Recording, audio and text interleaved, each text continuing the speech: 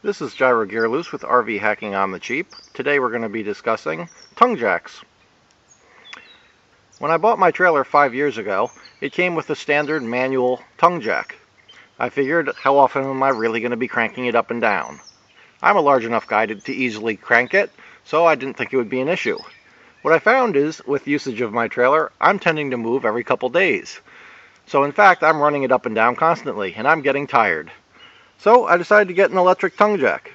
I called the dealer and he said it'll be about $350 for the jack plus labor to install it. I said thank you very much and went elsewhere. The jack you're looking at cost me about $80 at Harbor Freight Tools. It was very cheap, very easy to install.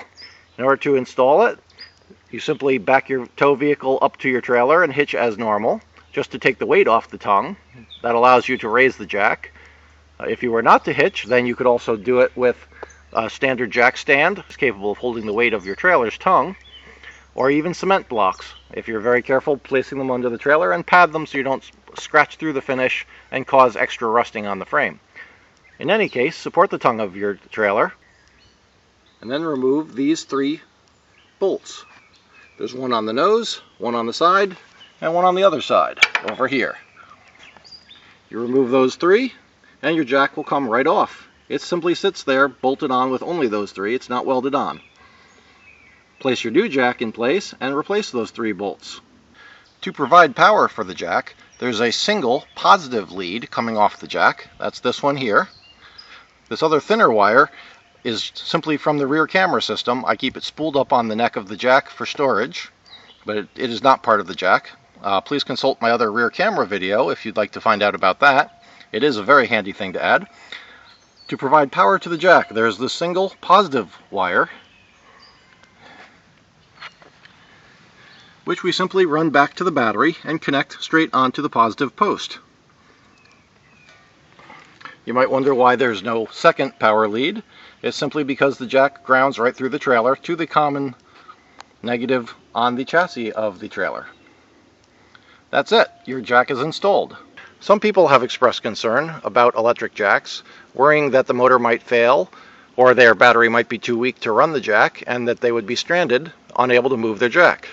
This is not a very valid concern because every electric jack does come with a manual override method. In this case, there's a simple cap up on top and a hand crank that goes into it. You just remove the cap, place the hand crank in it, and go around manually, operating it just as any other manual jack. Some people have asked about the light on the side. There's actually one on each side of the jack. They glow green when you flip a switch. They are not for hitching up the tongue of the trailer. They're not that bright. They glow fairly dim green, and I believe they're really meant just to mark the tongue of your trailer, since the tongue is usually black, so that other vehicles can see the tongue of your trailer and not accidentally hit it. It's simply a marker lamp, not for you to be able to navigate by it or hitch by it. While you're at Harbor Freight, I recommend that you pick up one of these simple T-levels. All it does is indicate level, left, right, and front, back. When you're using the electric jack, all you have to do is watch this front one rise and fall, and it tells you when your trailer is level. In addition, if you have the camera system that I do, that you can watch the hitch from the tow vehicle, you can watch the horizontal level when you're backing the trailer onto leveling blocks. Thus, the driver can instantly see when to stop without a second spotter. Although I do always recommend that you have a second spotter available when backing a larger trailer into a campsite.